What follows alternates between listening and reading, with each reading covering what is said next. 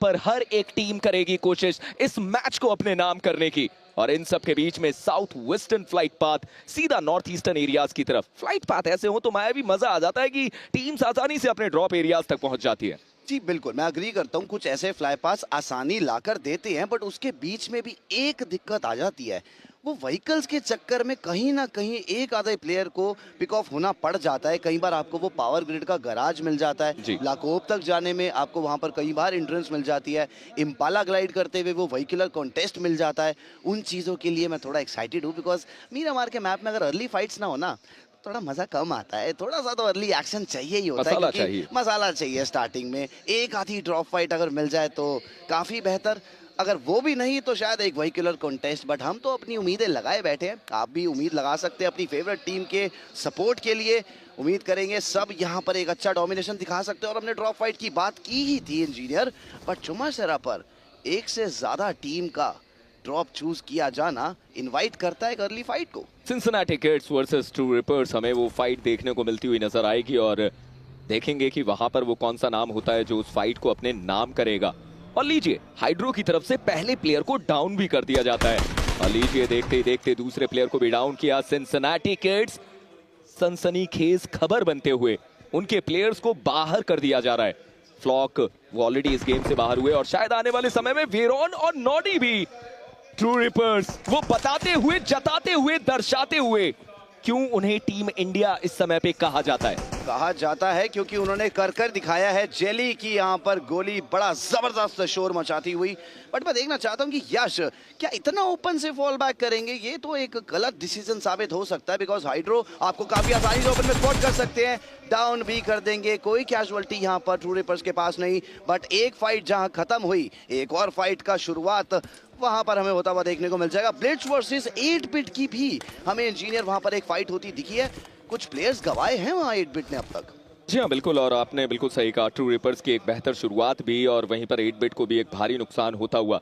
Circle के centre पे versatile अपने आप को रखती हुई एल्पोजो जैसा इलाका, और जब ऐसे इलाके बनते हैं तो आप मॉन्टेनीगो के उस बैकएंड के हायर एरिया पर अगर अपने आप को रखते हैं तो बहुत इन्फो गैदर कर पाते हैं और उसका फायदा नॉनेक्स उठा सकती है। जल्दी से जल्दी लूट करके उस एरिया को अपने कब्जे में करे। बिल्कुल, हाइड्रो की जितनी तारीफ करें उतनी कम, बिकॉज पिछले मुकाबले में भी बढ़िया फ्रैक्सी लेकर गए थे और यहाँ पर भी थोड़ा स्ट्रगल चला था। प्लेयर्स डाउन हुए थे, एचपी गवाई थी, हेलमेट नहीं था, उतनी हीलिंग्स मौजूद नहीं थी। बट अच्छी बात ये थी कि सामने भी उतने वेपन्स नहीं मिले थे और ये बिल्कुल ही ड्रॉप फाइट ना बोल के गन फाइट जैसा कुछ हमें देखने को मिला, जहाँ प्लेयर्स के पास उतने अच्छे वेपन्स आए भी नहीं थे और आखिरी प्लेयर के पास तो कोई वेपन था ही नहीं। उन्हें ना चाहते हुए भी ओपन से क्रॉस करना पड़ा। मैं बात कर रहा था इस फाइट की, कोई कुछ तो प्लेयर्स गवाए हैं 8 बिट ने।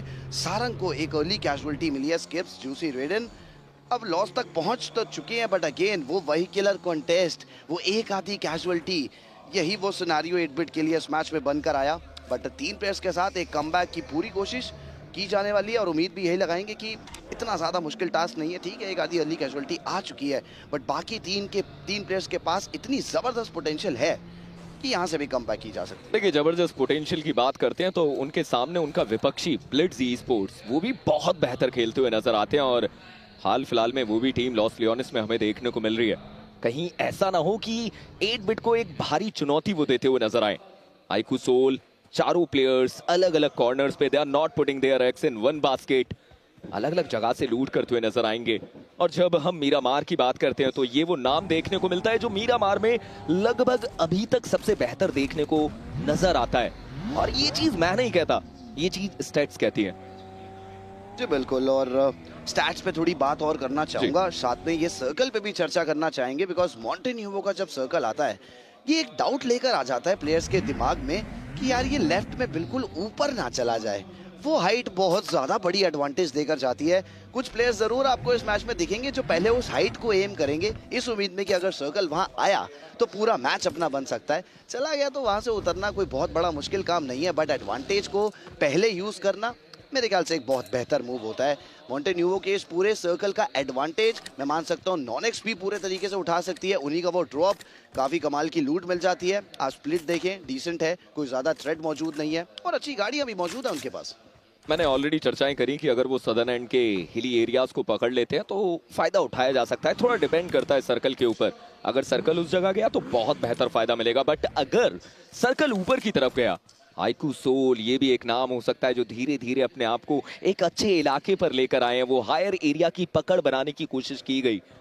नॉनेक्स कोशिश जरूर है एनोनिमस की तरफ से, आईजीएल करते हैं इस टीम को।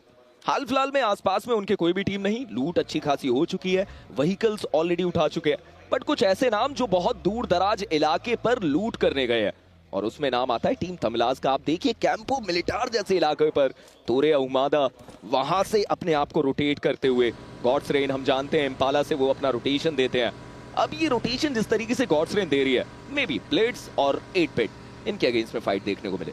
बिल्कुल वो चांसेस बनते हुए दिख सकते हैं। मैं थोड़ी बात करना चाहूंगा एक्चुअली में टीम आईकू सोल की, बिकॉज लाकोबेरिया तक जाने का ऑप्शन ओपन था। पावर ग्रिड पर उतरे, गाड़ियां उठाई, इनिशियल वेपनरी वहां पर कलेक्ट करी और उसके बाद सर्कल देखा, और शायद वहां पे नकुल ने सोचा कि मुझे एक्चुअली में क्या लाकोब जाने की अब जरूरत है। अर्ली मूवमेंट वहां पर एक डेफिनेट बेनिफिट देके जाएगी, और लंबा रोटेशन शायद अवॉइड करा। नहीं गए हैं लाकोब, लिमिटेड लूट के साथ अर्ली रोटेशन डाल के सीधा जोन के अंदर खेलने का इस पर्टिकुलर मैच में प्लान आईकू सोल, नकुल, ये एक बेहतर थॉट है। मैं मानता हूं कि शायद ये एक बहुत बेहतर डिसीजन साबित हो सकता है, बट इतने में ऐसी लूट भी नहीं होनी चाहिए कि आपके पास ग्रेनेड्स और हीलिंग्स बहुत ही ज्यादा कम हो। जी हाँ, बिल्कुल सही कहा आपने। वो तो कहीं ना कहीं आईकू सोल को भी देखना पड़ेगा, और आपने नकुल को लेकर ही चर्चाएं करी है, तो एक्सपीरियंस बहुत है, वो भी इस चीज को जानते हैं कि आसपास से लूट अभी भी उन्हें थोड़ी बहुत उठानी पड़ेगी। वेल, टी स्पोर्ट्स को लेकर चर्चाएं करते हैं। ये वो टीम है जो क्लोज क्वालिफायर से क्वालिफाई करके आई, और आप इनके प्रदर्शन को देखिए, कितना लाजवाब ये टीम परफॉर्म करती हुई नजर आई है। Chennai e sports global championship के पहले ही गेम में चिकन कन्वर्ट किया, दूसरे मैच में भी कुछ अंक बटोरे, और अभी के लिए टॉप 3 में देखने को मिलते हैं। और जब हम बात करते हैं मीरामार की, तो अभी के लिए तो लगभग इनका परतोना के इलाके में ड्रॉप करना बहुत बेहतर साबित हुआ। हम जानते हैं कि कई बार ये टीम कैंपो मिलिटार भी अपने आप को लेकर जाती है, बट अब पर्टोना से इन्हें रोटेशन देना पड़ेगा, और लगभग रोटेशन में उतनी कोई खास मुसीबत आएगी नहीं, क्योंकि ये टीम अपने आप को वले डेलमार के इलाके से लेकर जाती हुई नजर आ रही है। देखिए अच्छी स्पॉट है पर्टोना की, वहां से रोटेशन एक्चुअली में काफी अच्छी हो सकती है, और मौजूद उनकी टीम में खुद प्रोटोन है।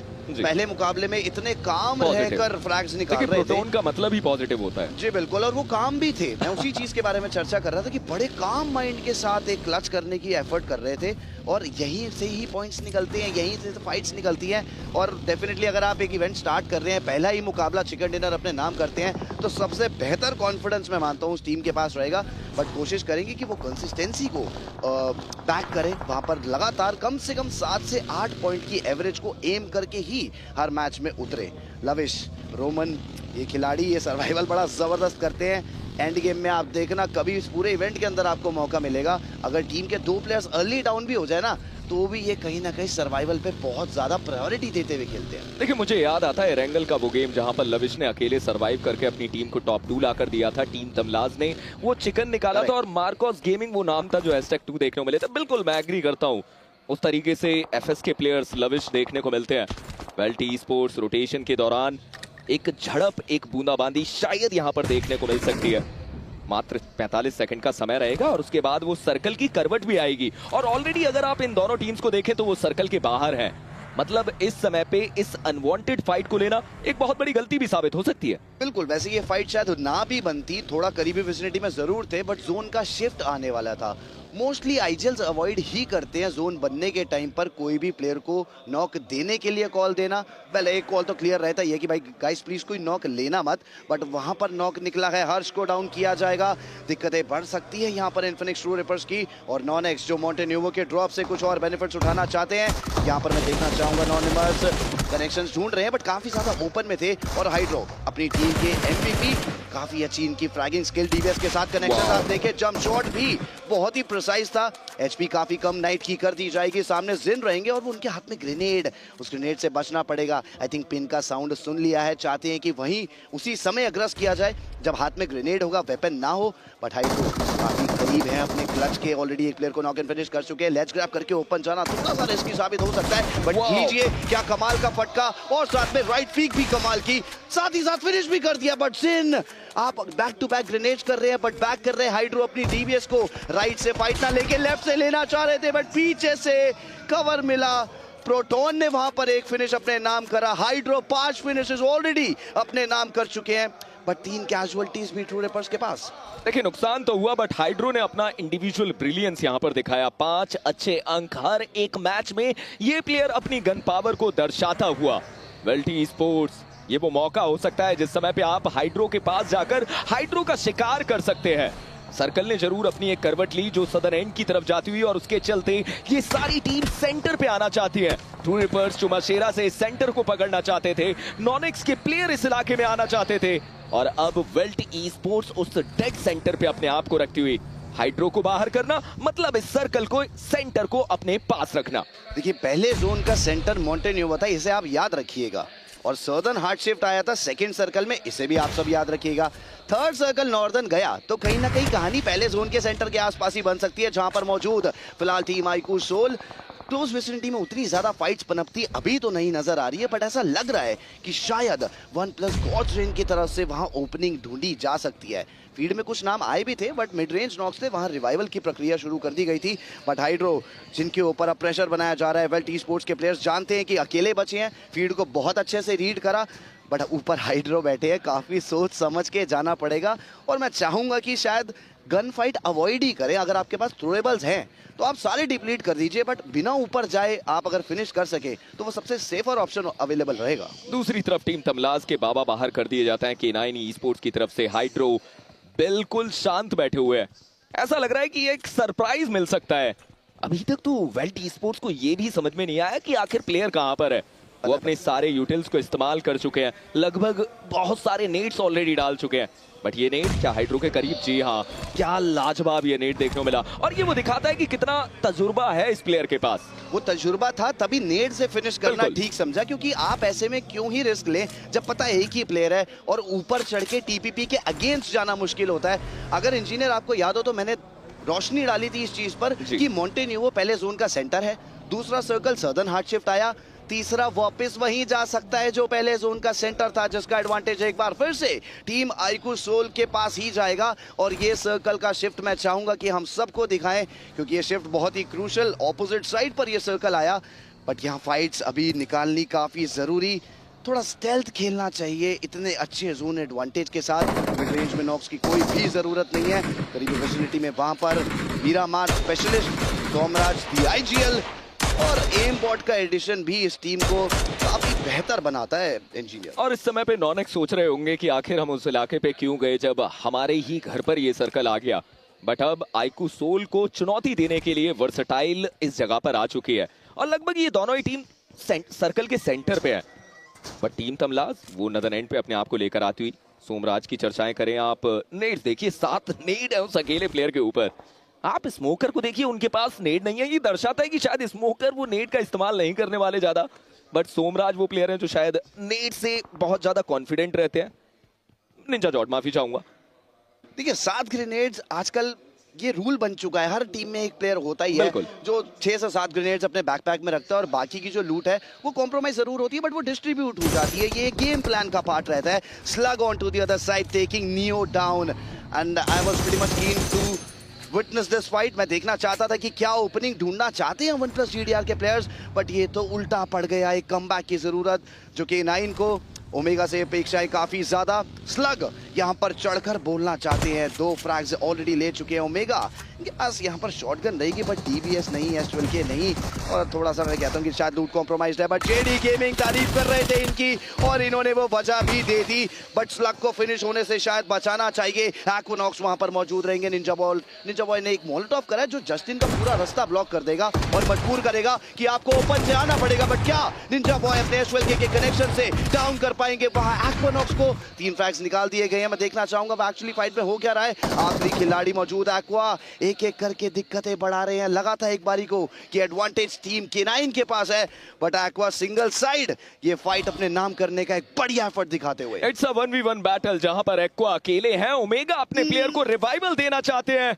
अब सवाल ये है कि K9 क्या अपने प्लेयर्स के साथ अपने आप को सेफ रख पाएगी? जी नहीं, नुकसान तो हो चुका है, दोनों ही प्लेयर्स ने अपने अपने प्लेयर्स को गवा दिया, but still it's a 1v2।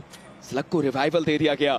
Aqua के पास कोई भी नेड नहीं, केवल 6 स्मोक्स उनके पास, मतलब गन पावर का इस्तेमाल करना पड़ेगा, बट ओमेगा क्या बढ़िया ये नेड हो सकता था, शायद फेंसिंग के चलते वो कनेक्टिविटी नहीं रही, बट स्लग का ऊपर जाना मतलब आसानी से कनेक्टिविटी बनाई जा सकती है। मोलोटोव का इस्तेमाल किया, मजबूर किया आगे की तरफ आने के लिए, बट एक्वा को ये 1v2 करना पड़ेगा। अच्छा डॉज किया वहां पर मोलोटोव को, और डेफिनेटली मैं मानता हूं कि इतना आसान नहीं होने वाला है क्लच। साथ में जोन का डैमेज भी इतना ज्यादा लग रहा है, हीलिंग्स बहुत ज्यादा नहीं बची है, बट दोनों ही टीम के प्लेयर्स के लिए ये नुकसान है। जोन के अंदर भी जाना है, भले ही जोन बहुत ज्यादा दूर नहीं है, बट ये फाइट कमिट नहीं हो रही है, लंबा समय लिया जा रहा है। बट लीजिए, स्लग सरप्राइज देंगे, ऊपर से नीचे कूदेंगे। मैं लेके चलना चाहूंगा टीम को PXT की तरफ, बिकॉज वहां पर वेल्ट और आईक्यू 8-बिट दोनों के साथ चैलेंज चल रहा है, और फ्रैग्स वहां पर स्टील करते दिखे लेजेंड, पर ट्रेड में उन्हें भी डाउन कर दिया गया था। सोमराज ने पिक्सल स्पॉट किए थे, डाउन कर सकते थे, मिस आउट किया, बट ये रिवाइवल स्मोक करके जाना, ये पाथ लेके जाना, एक और नॉक की कोई जरूरत नहीं है। सेफर ऑप्शन अवेलेबल हो तो ही चूज करना बेटर, बिकॉज पहले जोन का वो सेंटर अभी चौथे जोन का सेंटर भी बन चुका है। जोन की बहुत अच्छी एडवांटेज है, बट ये रिवाइवल बहुत इंपॉर्टेंट, बट साथ ही काफी मुश्किल भी। देखिए, सोमराज ने कोशिश अच्छी करी और वो कनेक्टिविटी तो नहीं दे पाए, बट हाँ, जोकर की तरफ से भी प्रयास रहे कि अपने किसी भी प्लेयर को वो गवाए ना। वर्सेटाइल की एक अच्छी शुरुआत, निंजा जॉर्ड ने 2 अच्छे अंक बटोरे, सर्कल का सेंटर उनके पास, और उसी के साथ साथ एक बेहतर गेम प्ले दिखाते हुए नजर आएंगे। बट उसके साथ साथ हम बूस्ट प्रोटीन की भी बात करते हैं, ये भी एक ऐसी चीज, this is not for the average, this is to make you the best. और वहीं पर जब हम बात करते हैं वर्सेटाइल की, लीजिए ये यहाँ पर जुड़ते हुए देखने को मिल रहे हैं, और सामने अक्रॉस द रोड हमें आईक्यू सोल भी देखने को मिलती हुई नजर आ रही है, और धीरे धीरे कई सारी टीम मॉन्टेनेगो के आसपास आ चुकी है। देखिए, वो रिवाइवल मुश्किल था, रिस्की था, बट अच्छी बात यह है कि वो रिवाइवल मिल चुका है। लेजिट एक बार फिर से अपने पैरों पर खड़े हो चुके हैं। ये वाला सर्कल का शिफ्ट काफी क्रूशल रहेगा। अभी 11 टीम्स, 36 खिलाड़ी मौजूद, बट मैं देखना चाहूंगा कि बैक गार्ड से कौन सी टीम आ सकती है। आप सदर्न क्लस्टर देखें, अगर सर्कल हमें देखने को मिलता है तो डेफिनेटली हम दिखाना चाहेंगे कि सदर्न एरिया पर कितनी सारी टीम्स हैं, और नॉर्दर्न स्पॉट पूरा खाली है। ना कोई वाइड रोटेशन आई, ना कोई नॉर्दर्न ओरिएंटेड प्ले बनाकर आया, ऑलमोस्ट सब सदर्न रोटेशंस डाल रहे हैं, और वो सारा क्लस्टर सिर्फ इसीलिए कि second circle southern hard shift था। केवल और केवल टीम तमलास को छोड़ के केवल एक वो अकेली टीम है जो बहुत लंबा रोटेशन लेके कैंपो मिलिटार से अपने आप को लेकर यहां पर आई, और अब वो सर्कल के एक अच्छे इलाके पर है। बट देवियो सज्जनों, सर्कल अपनी करवट लेने की तैयारी करेगा। क्या K9 के लिए ये फायदेमंद होगा, या फिर नीचे की उन सदर्न टीम्स के लिए? अगर ऊपर जाता है तो रोटेशन सदर्न टीम्स पे बहुत ज्यादा देखने को मिलेंगे, और शायद उसके चलते वो रोटेशनल क्लेश। बट अगर सर्कल नीचे की तरफ गया, फिर शायद चीजें बदलती हुई नजर आए, हर एक टीम अपने आप को होल्ड करती हुई नजर आए। वसिस्टा ई स्पोर्ट्स को आप देख सकते हैं, विक्टोरियस समर्स एक कंपाउंड जरूर उनके पास, बट ये कंपाउंड सर्कल के बाहर है, और अगर आपको इस सर्कल को छोड़ के, इस एरिया को छोड़ के सर्कल के अंदर जाना है, तो बीच में वेल्ट ई स्पोर्ट्स नामक चुनौती खड़ी है। और चैलेंज यहाँ पर विक्टोरियस सुमस के लिए भी रहेगा। जोन के अंदर वो भी नहीं है जी। और ऐसे स्पॉट पे मौजूद है कि ये पिन हो सकते हैं, यहाँ से बाहर निकलना मुश्किल हो सकता है। वसिस्ता के प्लेयर्स हेक्टर अगर चाहें तो बहुत लेट जाएं और यहाँ से फ्रैग्स लेके ही जाएं, ऐसा प्ले भी किया जा सकता है, बट प्रायोरिटी देते हैं हेक्टर सर्कल के अंदर जाने पर ज़्यादा। वही चीज़ अभी हमें देखने को मिलेगी भी, और बैक गार्ड करने में ज़्यादा इंटरेस्टेड नहीं है, और शायद ऑप्शन ओपन कर दिया विक्टोरियस सुमस के लिए। फीड यहाँ पर थोड़ी सी एक्टिव देखना चाहेंगे, ये फाइट्स कहाँ पर मौजूद हो रही हैं। सदर्न क्लस्टर तो फिलहाल खाली। सर्कल की हम बात कर रहे थे, आपने बताया था कि ये शिफ्ट बड़ा इंपॉर्टेंट है, हम देखने ही लगे थे कि वो सर्कल उधर से चला गया था, और आप देखें कि वापस से पहले जोन का वो सेंटर जिसकी हम लगातार बात कर रहे हैं, वो पकड़ अभी भी टीम आईक्यू सोल के पास। ये जो नया मेटा है ना, ये बहुत ज़्यादा कॉम्प्लिकेटेड है नहीं।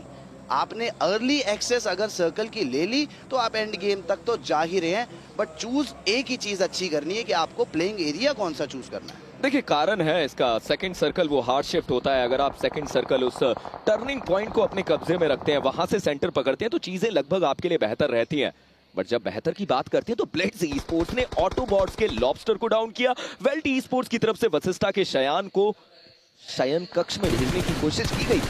स्केरी जॉर्ड रिवाइवल देने के लिए करीब आए। वेल्ट ई स्पोर्ट्स ने 3 अंक जरूर बटोरे हैं, बट एक प्लेयर को वो भी गवा चुके हैं। लीजिए, सिम भी करीब है, मतलब एक आसान सा रिवाइवल दे दिया जाएगा, बट आने वाले समय में चुनौती हो सकती है, क्योंकि बिल्कुल ये सारी टीम सर्कल के एजेस पे है।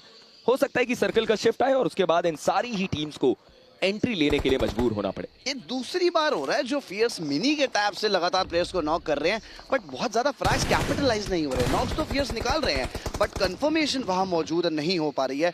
शैन जो अभी नॉक थे वो रिवाइवल हो जाने के बाद एक बढ़िया ट्रेड लेंगे। अब वही सेम चीज अब शाम की तरफ करनी पड़ेगी, बट शाम से रात हो जाएगी। ये रिवाइवल इतना आसान शायद नहीं भी होगा बिकॉज यहाँ पर प्रोटोन, मैक्सियोसो, इन सब के बीच में गैप थोड़ा ज्यादा और हर जगह से शॉट्स लगाए जाने वाले हैं। Scary Jord, Vashistha e sports back guard करने का वो मूव छोड़कर जोन को प्रायोरिटी दी, बट क्या वो दोस्ती का हाथ जोन भी बढ़ाएगा वशिष्ठा के लिए, क्योंकि ये इतना आसान नहीं होने वाला। जगह वो बढ़िया थी बट जोन की फेवर मिलना बहुत इंपॉर्टेंट है। ये जोन शत्रु है, बैरी है, विपक्षी है, विरोधी है, ये कभी आपका साथ नहीं दे सकता। हाँ, हो सकता है कि इस बार सर्कल आपके फेवर में हो, पर उसके बाद भी तो आपके लिए चुनौती रहेंगी। नोवा की तरफ से पंक को आसानी से डाउन किया जा सकता है, ऑलरेडी वो प्लेयर लोअर ग्राउंड पे है। मैं थोड़ा सा चकित हूं कि आखिर नॉक निकालने का प्रयास और ज्यादा क्यों नहीं किया गया। मे भी कुछ अच्छे नेट्स डाले जाते, शायद वो वैल्यू कन्वर्ट होती, बट हाल फिलहाल में आप कह सकते हैं कि थोड़ी सी दूरी बनाई गई और दोबारा से इस्तेमाल उन थ्रोएबल्स का, जिससे RNTX के प्लेयर या फिर ब्लिट्स के प्लेयर्स को डाउन किया जा सके। ये फोर्स फाइट लेने की अभी जरूरत नहीं है। दोनों ही टीम्स के पास एक अच्छा कवर मौजूद है, सर्कल मौजूद है। मे बी अगला शिफ्ट देखने का इंतजार किया जाना था। चाहते तो H12K से पुश कर सकते थे बट बहुत ओपन जाना पड़ता। बैक से पूरा कवर मौजूद था, ट्रेड ले लेते, रिस्की मूव था। बहुत अच्छा मूव मैं मानूंगा कि जो फॉल बैक किया, बट चंदन यहाँ पीछे विक्टोरियस सुमस के प्लेयर से भी डैमेज ट्रेड करते हुए आसान नहीं रहेगा। यहाँ से आप पोजीशन चेंज कर रहे हैं, बनते ही जोन के मूवमेंट शुरू करी। ये थोड़ा रिस्की साबित हो सकता है। कुछ ऐसा ही अभी आईकू RNTX के प्लेयर्स को भी करना होगा। अच्छी बात ये कि एक भी कैजुअलिटी नहीं ली है, बट आगे जोन बनाना थोड़ा टफ हो सकता है। प्लेइंग एरिया काफी कम, ओपन ग्राउंड्स वहां पर मौजूद रहेंगे। वेनम अपनी AOG से थोड़ा ज्यादा जहर उगलते हुए सोहम, चंदन, प्लेट्स का ये पूरा डुओ एक एक करके पत्तों की तरह बिखरता नजर आ रहा है। और वहीं पर विक्टोरियस समस को आप देखिए कि उन्होंने कुछ नॉक जरूर निकाले बट अंक नहीं आया। आप सोचिए कि खाया पिया कुछ नहीं, गिलास टूट गया बाराना। एक प्लेयर गवा चुके हैं और 3 प्लेयर के साथ ये टीम है। फ्यूरी तो ऑलरेडी इस गेम से बाहर हो चुके हैं। वेल्टी ई स्पोर्ट्स की तरफ से ब्लिट्स के नोवा का कंफर्मेशन, मतलब आप कह सकते हैं कि एक और अंक उनके पास। और देवियो सज्जनों, इसी के साथ ब्लिट्स ई स्पोर्ट्स इस गेम से विलुप्त होती हुई मात्र 9 टीम 31 प्लेयर के बीच में अब ये द्वंद्व हमें देखने को मिलेगा। बट विक्टोरियस समस तीनों प्लेयर के साथ सर्कल के अंदर बिल्कुल एजेस पे। बिल्कुल, ये वाला शिफ्ट एक बार फिर से मैं चाहूंगा कि हम सबको दिखाएं। अभी भी बहुत सारी टीम्स हैं और देखिए फील्ड कितनी शांत है। जब आपकी एंड गेम चली जाती है, स्पेसिफिकली उन एरियाज पर जहां बहुत सारे कंपाउंड्स हैं, बहुत बड़ी बड़ी बिल्डिंग्स मौजूद है, तो शायद सबको जगह मिल जाती है, सभी को पनाह मिल जाती है एंड गेम तक जाना, सर्वाइव करना। मैं देखना चाहूंगा आईकू टीम तमिलास के कितने प्लेयर्स वहां मौजूद रहेंगे। स्लग को डाउन कर दिया जाएगा। नंबर्स वैसे ही बहुत ज्यादा नहीं थे, K9 के पास 2 ही खिलाड़ी बचे थे, बट मैं देखना चाहूंगा क्या ओमेगा वो रिस्की रिवाइवल दे पाएंगे। अच्छी बात ये जोन के अंदर वो भी मौजूद है। डुओ सर्वाइवल कर कर कुछ और फ्रैग्स, कुछ और पोजीशन पॉइंट्स एम करना चाहती है टीम K9, बट ये मुश्किलें जो बढ़ा रहे हैं इन्हीं के खास दोस्त हेक्टर, ये मैं मानता हूं कि दिक्कतें बढ़ाएंगे। और तो फीड भी पड़ ली है, उन्हें वो नंबर पता चल चुका है K9 का, और यहाँ पर तो अब आंखें गाड़ कर बैठ जाएंगे हेक्टर। जब तक जोन के अंदर ये टीम है तब तक मैं देखता रहूंगा। जैसे ही ये बाहर होंगे वो पूरा जोन गार्ड किया जाएगा और K9 वहां थोड़ा स्ट्रगल करती दिख सकती है। देखिए आसान अंक है, अगर सर्कल वहां से गया तो शायद K9 के बचने के चांसेस ना के समान आप समझिए। आईकू सोल, ये एक बहुत बड़ा फर्क है। जब आपके पास सर्कल होता है तो आपकी उतनी फाइट नहीं होती, कारण है कि रोटेशन नहीं देने होते। आप सोचिए कि सर्कल के सेंटर पे शुरुआती दौर से आईकू सोल, उसके चलते केवल एक फिनिश, और वहीं आप पिछले मैच को देखिए, रोटेशन देने पड़े थे, फाइट्स हुई थी। तो हर चीज के कुछ पहलू होते हैं, कुछ फायदेमंद पहलू और कुछ नकारात्मक। जी बिल्कुल, हाइब्रिड गेम प्ले भी मैं मानता हूं कि यार सर्व करती हुई हमें टीम देखने को मिल रही है। आप आईकू सोल की बात कर लीजिए, पिछले मैच में कितना जबरदस्त एग्रेशन था बट कन्वर्जन नहीं था। इस मैच में आपने कोशिश करी जोन के अंदर जाने की, वहां पर फ्रैग्स मौजूद नहीं है बट पूरे प्लेयर्स के साथ अच्छे स्पॉट पर मौजूद हैं। एंड गेम में आपको असली मजा आएगा। बट वहां पर जिसकी हम चर्चा कर रहे थे, K9 के लिए सर्वाइव करना बिल्कुल आसान होने नहीं वाला। जो प्लेयर नॉक था उन्हें रिवाइवल मिला, बट एक और प्लेयर को नॉक एंड फिनिश कर दिया। अब K9 सिर्फ आखिरी खिलाड़ी स्लग के साथ सर्वाइव करेगी, और आप देखिए कितने सारे प्लेयर्स के साथ कवर मौजूद है और इनके फाइट होने में अभी काफी समय लगेगा। स्टेज 8 स्टेज 9 तक जाएगी ये पूरी बैटल, और वहां तक भी 4 से ज्यादा टीम्स के बचने के चांसेस। ट्रेस गॉड, इनके कमबैक की बहुत ज्यादा अपेक्षाएं लगाई गई हैं। जानते हैं इनकी पोटेंशियल कितनी जबरदस्त है, बट काफी लंबा समय हो चुका है उस MVP लिस्ट में इन्हें देखे हुए, वो 7 से 8 फ्रैग्स निकालते हुए। बट ये मैच क्या कन्वर्ट कर सकते हैं? 2 प्लेयर डबलिंग कर आगे जा रहे हैं, ये तो तरीका शायद सही नहीं है डबलिंग करने का, और आपने रोमन को एक मौका दिया, बट उस मौके पर एक अच्छा कवर आया। मैं मान सकता हूं कि दिक्कत जरूर हुई थी शुरुआत में, बट बैकअप सही समय पर आया। ट्रेस, आपके पास बहुत ही ज्यादा क्रूशियल रिस्पॉन्सिबिलिटी अब आ चुकी है, उस S12K के शोर से चुप कराना पड़ सकता है, बट गॉब्लिन नकुल की कैजुअलिटी के बाद 4 फिनिशेस के साथ ये टीम टॉप 7 में आ चुकी है। मिड रेंज में बहुत सारे फ्रैग्स एक्सचेंज हुए हैं अभी इंजीनियर। देखिए, मुझे बिल्कुल समझ में नहीं आया कि RNTX ने ये अप्रोच क्यों रखी, जिसके चलते एक भारी नुकसान उन्हें हुआ, और वहीं पर आईकू सोल ने भी कुछ अंक बटोरे। और सबसे खास चीज आप देखिए कि K9 के उस एक अकेले प्लेयर को पोजीशन पॉइंट्स मिल गए, वो अब अपने आप को टॉप 7 में लेकर आ चुके हैं। हाँ, स्लग को अब सर्कल के अंदर एंट्री करनी पड़ेगी, और उस समय पे मैं देखना चाहता हूं कि क्या वशिष्ठा ई स्पोर्ट्स वो एक और अंक अपने साथ रखेंगे, या फिर आईकू सोल इस पॉइंट पर अपना हक जमाएगी। स्लग शॉट्स उनके ऊपर आए। आईकू सोल ऑलरेडी जानते हैं कि उस इलाके में फाइट वर्सटाइल चारों प्लेयर के साथ।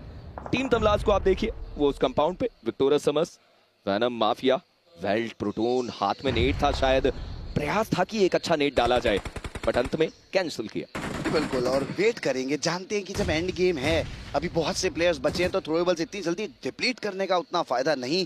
आखिर में सबसे ज्यादा जब जरूरत होगी तब निकाले जाएंगे वो शॉट्स और ग्रेनेड्स जहां फायदा ज्यादा होगा। गॉब्लिन वो आखिरी बचे खिलाड़ी स्लग को डाउन करेंगे। हमने उनको वो एंगल बनाते हुए देखा, उस जगह पर गए, कवर बनाया, अच्छे से जांचा, परखा और स्पॉट किया स्लग को। आखिरी खिलाड़ी थे, इसलिए उसका पूरा फायदा उठाना चाहेंगे टीम आईकू सोल के प्लेयर्स। फिनिश ऑफ करने के बाद उस एंगल को और ज्यादा बड़ा बनाना चाहेंगे। अब गॉब्लिन जिस जगह पर थे वहां लेजिट आ जाएंगे, बट उस स्पॉट को छोड़ के एक और एंगल ढूंढा जाएगा, क्योंकि ज्यादा से ज्यादा एरिया चाहिए एंड गेम में, और उसके लिए लेजिट आगे की तरफ गए हैं। बिल्कुल आपने सही कहा। हालांकि अब दोबारा से मेहनत करनी होगी, प्रयास करना होगा आईकू सोल को सर्कल के अंदर एंट्री लेने के लिए। लेजिट अपने थ्रोएबल्स का इस्तेमाल करना चाहते हैं, और आप इस नेड को देखिए, हेक्टर का उन्होंने शिकार किया। एक बढ़िया नेड, मतलब एक बढ़िया मौका सर्कल के अंदर एंट्री करने का। वशिष्ठा ई स्पोर्ट्स वो नहीं चाहेगी कि इस समय पे आईकू सोल उनके करीब आ पाए, वो नहीं चाहेगी कि आईकू सोल को एंट्री मिले। हालांकि वशिष्ठा ई स्पोर्ट्स के प्लेयर जल्दी से जल्दी अपने प्लेयर को रिवाइवल देना चाहते हैं। बस बहुत हुआ, कुछ ऐसा बोला होगा नकुल ने कि बहुत देर हो गई, फ्रैग्स नहीं आया, हमारा एवरेज यहाँ पर शायद थोड़ा कॉम्प्रोमाइज हो सकता है, बट गाइस थोड़ा फैलते हैं, ज्यादा इन्फो लेते हैं और फाइट कमिट करते हैं। जहाँ 4v4 इनिशिएट नहीं होती है, वहाँ लेजिट ने एंगल बना के अकेले फाइट शुरू करने की कोशिश करी, एक प्लेयर को नॉक करा। बट अच्छी बात ये वशिष्ठा के पर्सपेक्टिव से कि उन्हें इजी रिवाइवल मिला। और आप स्प्लिट देखें, ज्यादा एरिया लेने के चलते लेजिट, गॉब्लिन, जोकर एक अलग एरिया पर, रोड अक्रॉस मौजूद रहेंगे, और रोड के इस तरफ पर Velt e sports, Victores Sumus, iQOO team Tamilas और साथ में VXT, ये 4 टीम्स, और मोस्टली सबके पास 2 से ज्यादा प्लेयर्स हैं। एक साथ फील्ड में यहाँ पर एक्टिविटी तेज होने वाली है। चलिए देखते हैं इन 4 टीम्स के जमावड़े में आखिरी कौन होने वाला है। कितनी देरी तक VXT इस जगह पर देखने को मिली, बट आप सोचिए कि अब चीजें उनके लिए बिगड़ती हुई नजर आ रही है। सोमराज अपने आप को बचाकर रखने का प्रयास करते हुए, बट टीम तमलाज अपने एंगल को होल्ड करके रखना चाहती है, बट फाइनली एम बॉट का एक बढ़िया नेड, रिको को डाउन कर दिया जाएगा। और अब ड्रैगन और IGL के कंधों पे पूरी जिम्मेदारी। विक्टोरस समस ने वो अंक बटोरा। सवाल ये बनता है कि team Tamilas what they will do, but आप आईकू सोल के प्लेयर्स को देखिए, वशिष्ठा ई स्पोर्ट्स के ऊपर वो लगातार नेट्स का प्रभाव। हेक्टर और scary Jord, it's a 2v2 battle. IQOO Soul पूरा प्रयास करती हुई इस टीम को बाहर करने के लिए। ये एक और ग्रेनेड, कोई डैमेज भी नहीं लिया अभी तक, सिर्फ 2 प्लेयर्स ने ये फाइट इनिशिएट करी थी, और वशिष्ठा को समझ भी नहीं आया कि ये ग्रेनेड्स आ कहां से रहे हैं। स्पॉट करा हेक्टर को, फिनिश ऑफ कर दिया जाएगा। स्केरी जॉर्ड ये बड़ा स्केरी रहा है, 2 प्लेयर्स आए, डैमेज लेके चले गए, बट लेजिट ये काफी ज्यादा ओपन हो गए थे। अब यहाँ से रिवाइवल थोड़ा सा मुश्किल हो सकता है। 7 फ्रैग्स निकाल दिए गए हैं, बचे हुए 2 खिलाड़ी थोड़ा सा काम अब हो सकते हैं। ड्रॉप का कवर मौजूद रहेगा, अब जोन से काफी दूर, वेल एक्चुअली अब शायद जोन का उतना ज्यादा प्ले बचेगा भी नहीं, बिकॉज ये स्टेज अब क्लोज इन ही होगा। जोन के बिल्कुल बीच में जो रहेगा उसको बेनिफिट मिल सकता है। स्केरी जॉर्ड थोड़ी हील बैल्ट की तरफ अपना मोड़ना चाहेंगे, but dragon He is on fire, but this fire does not suit him. ये यहाँ पर दिक्कतें बढ़ती हुई बहुत ज्यादा डाउन किया जाएगा आईकू टीम तमिलास के प्लेयर्स को भी। बट अब बची आखिरी की 3 teams, victorious swimmers, team IQ soul और टीम वर्सेटाइल। हम बात कर रहे थे कि मीरामार में सोमराज का शासन चलता है और वो दिखा भी रहे हैं कि क्यों मीरामार उनका फेवरेट मैप है। और अब एक 4v2 का बैटल जहां पर आईकू सोल दोबारा से प्रयास करेगी, बट प्रयास करने का मौका नहीं दिया गया। वर्सेटाइल एक बढ़िया गेम के साथ वापसी करते हुए, जो उन्हें वापसी चाहिए थी वो उनकी तरफ से देखने को मिलती हुई नजर आएगी। और यही तो वो गेम था, यही